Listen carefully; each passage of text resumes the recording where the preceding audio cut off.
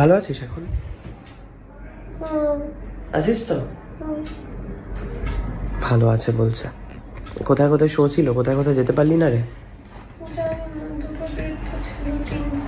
3-4 show ছিল, সেগুলো যেতে পারলো না আপাতত, জাস্ট ওটি হয়েছে তাই।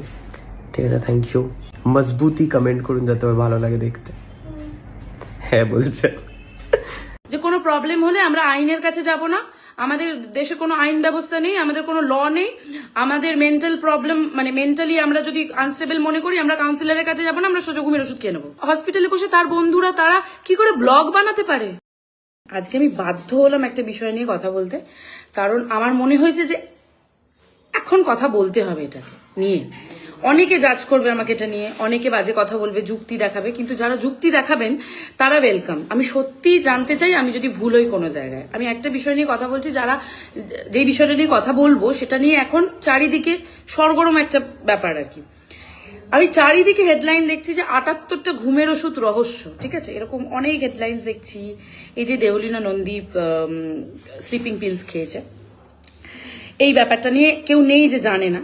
এখন আমার বিষয় হচ্ছে যে সেটা নিয়ে আমি কেন লাইভ করছি, এই জন্য আমি লাইভ করছি। বিষয়টা তো কি হয়েছে কি না হয়েছে বা ওর স্বামীর সাথে কি প্রবলেম, আমি ওনাকে চিনি না ভদ্রলোককে, আমার নামটা আমার ঠিক মনে নেই। আমি যা দেখেছি ফেসবুকেই দেখেছি, পার্সোনালি আমি ওদের চিনি না, আর আমার বলা সাজেও না। আমি বলছি আজকে ভিডিওটা করছি মানে আমি একটা সাধারণ মানুষ হয়ে করছি ব্যাপারটা, কারণ আমরা একটা যারা আছি যারা ইনফ্লুয়েন্সার আছে তারা তো প্রতিদিন সোশ্যাল মিডিয়াতে কোনো না কোনো কন্টেন্ট করেন, বা আমিও অনেক ভিডিওস ছাড়ি।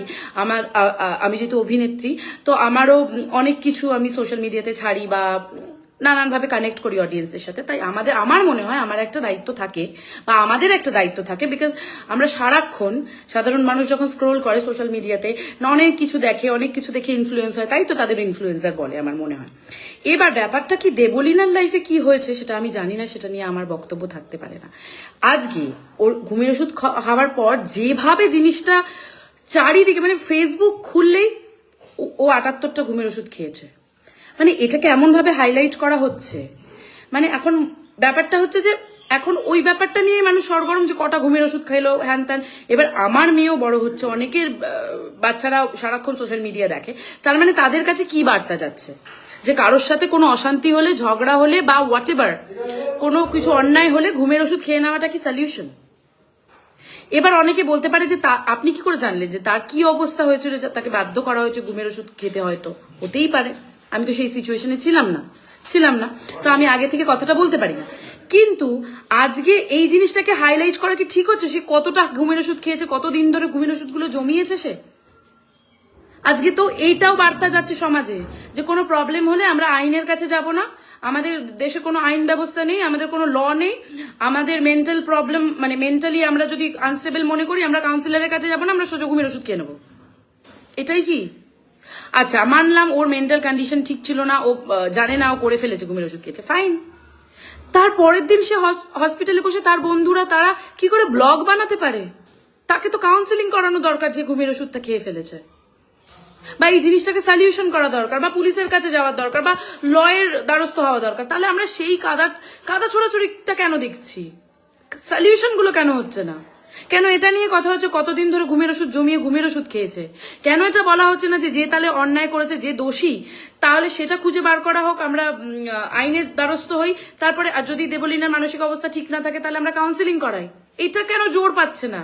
এটা কেন জোর পাচ্ছে সে কতদিন ধরে ঘুমের ওষুধ জমিয়েছে আর কটা ওষুধ খেয়েছে? যেখানে যাচ্ছে যে কথা বলছে 78টা ঘুমের ওষুধ নিয়ে কথা বলছে।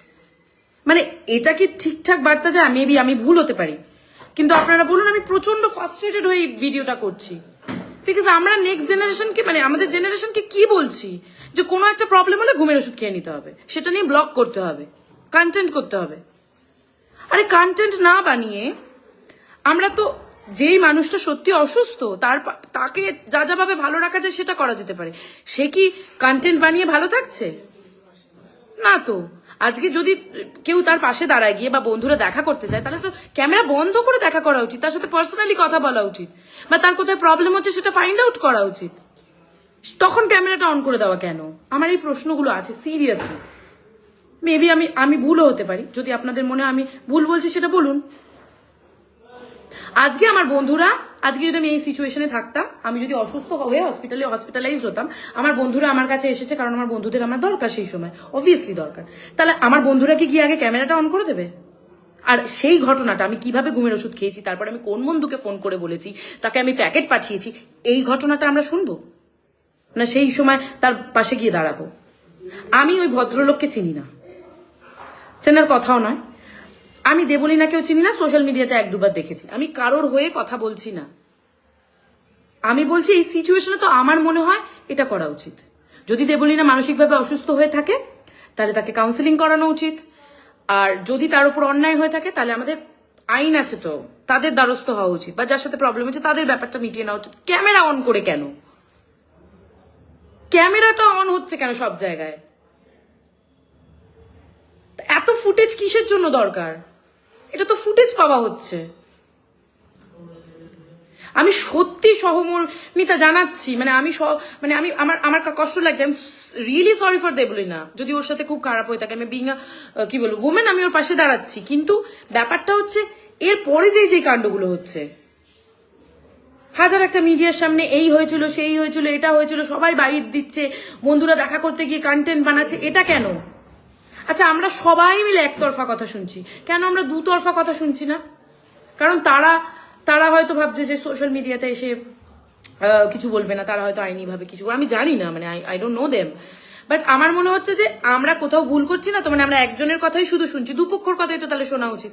আর আমরা কে শোনার? তারা যখন বিয়ে করেছিল বা তারা যখন সম্পর্কে এসেছিল আমাদের জিজ্ঞাসা করে তো আসেনি, তাহলে আজকে যখন সম্পর্কটা ভেঙে যাচ্ছে তাহলে কেন তারা আমাদেরকে জানাচ্ছে? তাহলে তারা নিজেদের মধ্যে কেন রাখছেন না ব্যাপারটা? আজকে আমরা একজনকে সাপোর্ট করতে গিয়ে আর একজনকে সুইসাইড করার জন্য ঠেলে দিচ্ছি না তো? আমরা তো সেই ছেলেটা, সেই ভদ্রলোকের মানে ঘটনাটা জানতেই চাইছি না, যে তার সাথে কি হয়েছে, তার কি হয়েছে আলটিমেটলি। আর আমাদের জানার কথাও নয়, আইন আছে, পুলিশ আছে, তারা জেনে নেবে। আমাদের মানে লোকের পার্সোনাল ম্যাটারে ঢুকবো কেন আমরা? কেউ সুইসাইড করলে তাকে লাইভ করতেই বা হচ্ছে কেন? সোশ্যাল মিডিয়া তো অনেক কাজে ব্যবহার হয়, আমারও মনিটাইজেশন আছে, আমার ওখান থেকে টাকা আর্ন হয়, সবকিছু হয়, আমি কানেক্টও করি অডিয়েন্সের সাথে এটা দিয়ে। কিন্তু তাহলে আমি মানসিকভাবে অসুস্থ হলে আমি সুইসাইড করলে লাইভ করে সুইসাইড করব না? আর যদি আমি বেঁচে যাই সেখান থেকে, তারপরে উঠে বন্ধুদের থেকে লাইভও করব না, বা আমি ভিডিও জানাবো কি? আমি হতে পারে সব কথা আমার ভুল, আপনারা আমায় জানান যে আমি ভুল কি, আর না হলে প্লিজ এগুলো বন্ধ করুন। কারোর লাইফে প্রবলেম হলে পুলিশ আছে, আদালত আছে, তাদের কাছে যাক। আমরা জানতে ইন্টারেস্টেড নই তুমি কতগুলো ঘুমের ওষুধ খেয়েছো, কারণ এটা ভুল বার্তা যাচ্ছে, যে এটা যাচ্ছে যে কোনো প্রবলেম হলে হাজবেন্ডের সাথে আমরা পুলিশ থানা না করে আমরা লাইভ করব, তারপর আমরা ঘুমের ওষুধ খাবো, সেখান থেকে বেঁচে ফেরার পর আমরা লাইভ করব। এটা নয় তো। আমরা জানতে চাই না কটা করে দিনে ঘুমের ওষুধ জমিয়ে তুমি ঘুমের ওষুধ খেয়েছো।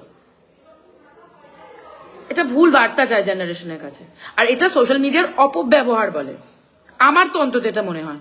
আই এম সো সরি, আমি ফর দ্য ফার্স্ট টাইম কোনো বিষয় নিয়ে কথা বলছি, আর কোনো বিষয় নিয়ে, আর সবাই মানে আমরা অলমোস্ট একই ফ্যাটার্নিটির, আমরা একে অপরকে চিনি, অনেকেই আছে, কিন্তু আমি কারোরকে পার্সোনাল কোনো কথা বলছি না, এটা পার্সোনাল নয়। আমার মনে হয় এটা পার্সোনালি আমি কাউকে অ্যাটাক করছি না বা কোনো কথা বলছি না, এটা আমার মনে হয়েছে তাই আমি জানালাম, এটা জানাতেই হবে। এবার আপনারাও এটাতে প্লিজ মানে এবার ছেড়ে দিন এই টপিকটাতে ফুটেজ দেওয়া, let them solve their problem.